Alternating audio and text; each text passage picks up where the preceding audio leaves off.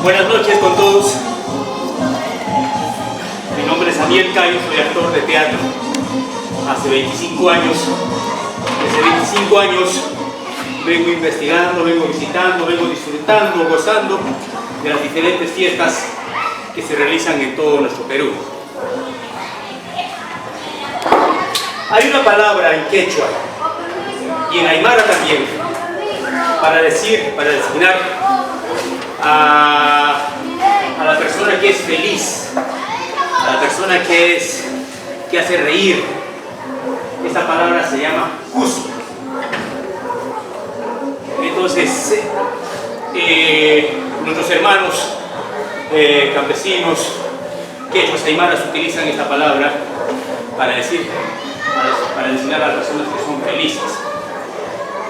Y a los que hacen reír se les dice cusillos. Por eso yo quiero iniciar esta pequeña demostración con este personaje del cusillo.